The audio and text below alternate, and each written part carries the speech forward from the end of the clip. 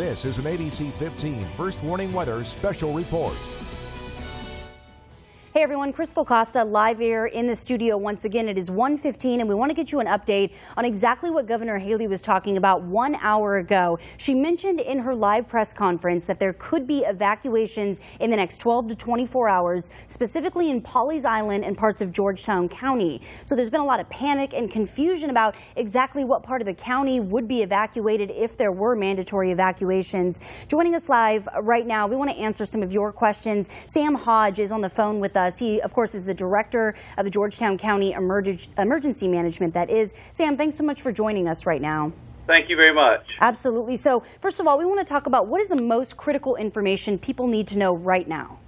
The most critical information that we need to stress to the residents of Georgetown is pretty much don't panic at this current moment. We still have some time. There's some rescues going on across Georgetown County from our emergency responders and our military support personnel. The areas that we're most concerned about are people that live along several of the rivers in Georgetown County, the Black River, the PD River, and the Mingo Creek. Those are the only three areas that we have forecasting for currently that may have to evacuate if they don't feel safe. Currently, there's no evacuations planned or scheduled or in the very near future for the city of Georgetown, Pawleys Island, or the Merle's Inlet Garden City area. So our three major areas that we're concerned about is along the Black River, Mingo Creek, and the PD River. So that's the key. If you live along those areas, it's so important that you be ready to evacuate if told to do so. If you don't feel safe there, we have our disaster call center set up here. It's 843-545-3273. We can help you with information. We have several shelters open in the Georgetown area. That number, they can provide you with the address and locations. We're working with the school district currently for several pickup locations in the Browns Ferry area where most of these rivers are located to help you with transportation needs if you need them.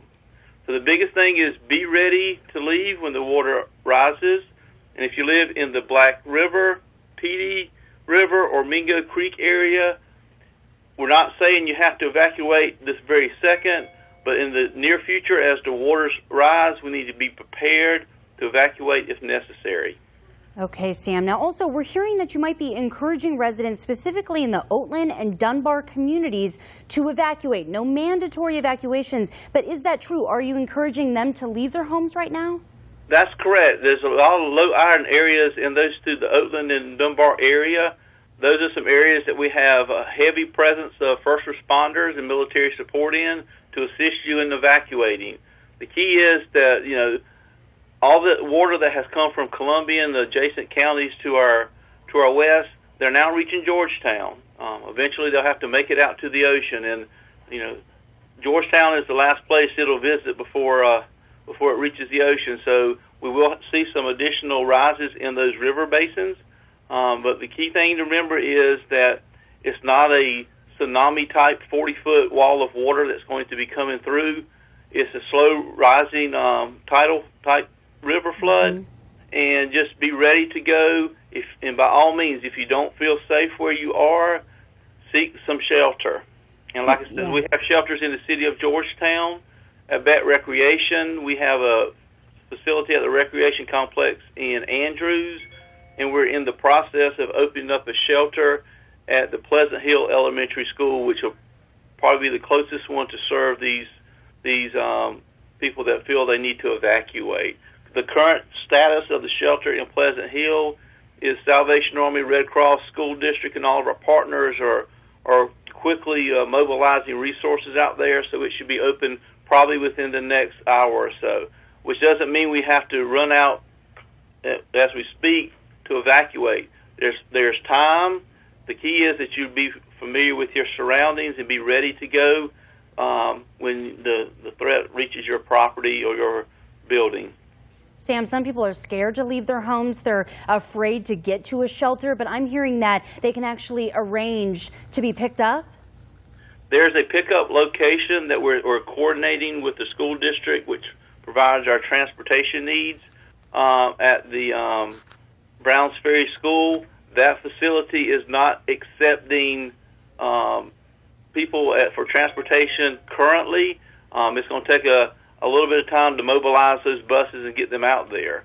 So, but that's a key spot in the community, the Brownsville Elementary School, which will be set up as a pickup point where they can be picked up and taken to the shelter.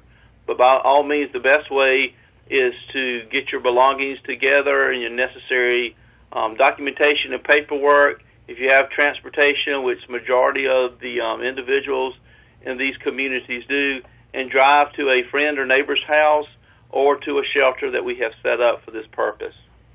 Okay, one more time, Sam, can you reiterate exactly what communities are being affected right now and what you're encouraging them to do?